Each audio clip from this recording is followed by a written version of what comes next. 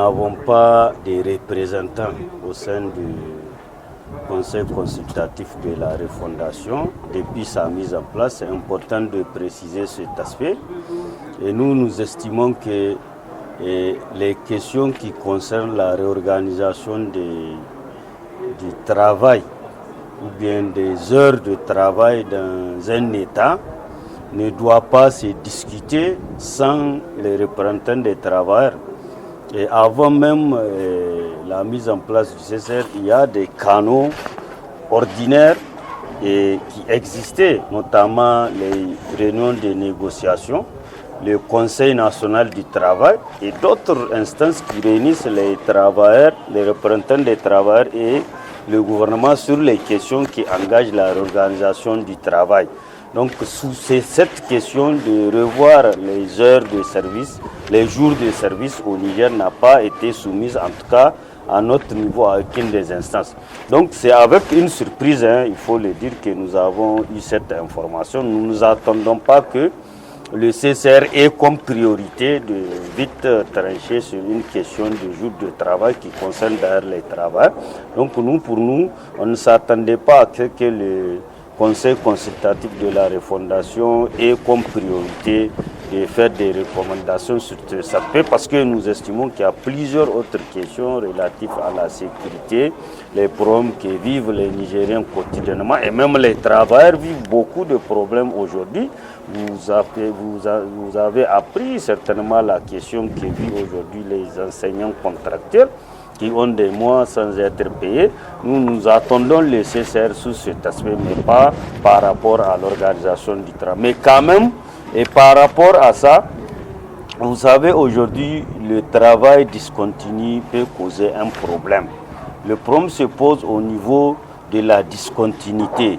Et un travailleur va se sentir aujourd'hui mal à l'aise de travailler jeudi, de rester à la maison vendredi, de revenir travailler samedi et rester à la maison. Vous voyez, la discontinuité, ça peut créer un problème. Ça, c'est pour un peu me prononcer sur le fond. L'autre aspect est que le Niger ne vit pas aujourd'hui en autarcie. Il faut conformer cette décision à la sous-région, à l'AES et aux autres pays du monde.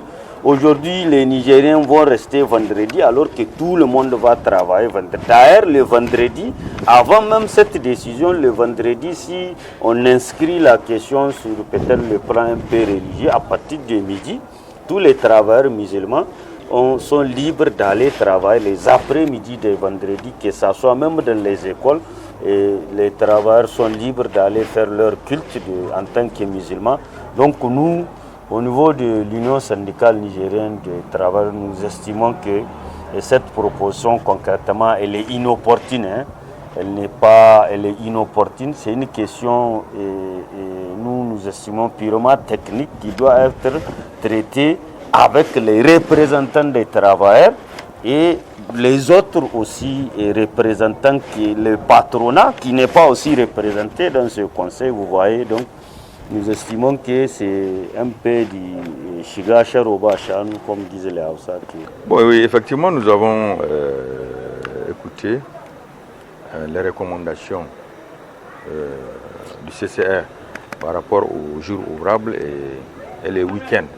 On a vu qu'il y a un changement qui a été proposé, donc que le samedi soit un jour ouvrable, et donc c'est remplacé par le vendredi qui sera un jour férié.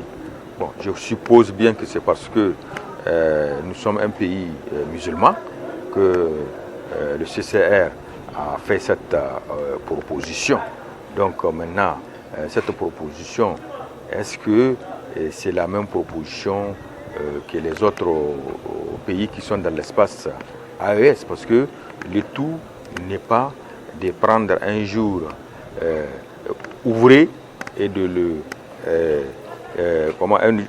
un jour férié de tous les pays d'une manière universelle, et que nous on le propose ou on le maintient comme un jour férié. Donc ça veut dire que tous les pays travaillent les vendredis et nous sommes en chômage. Donc, oui, nous sommes en repos. Donc, est-ce que du point de vue rentabilité de l'administration ou du point de vue des relations avec les autres administrations des autres pays, est-ce que ça sera efficace?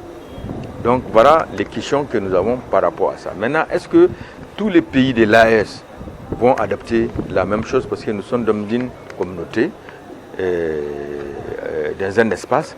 Donc il va falloir vraiment prendre ce genre de décisions ensemble. Certes qu'il y a eu un changement au niveau du gouvernement. Avant les congés des Pâques, ça a été modifié avec l'arrivée du CNSP. La nouvelle ministre a proposé et ça a été accepté que les premiers 10 jours du mois de Ramadan soient en tout cas considérés comme les congés de Pâques. Est-ce que c'est la même chose? Est-ce que ça sera en tout cas rentable économiquement, administrativement? Donc vraiment c'est des questionnements que nous nous posons. Si ça ne cause aucun problème parce qu'on travaille avec d'autres pays qui ne sont pas de l'espace AES.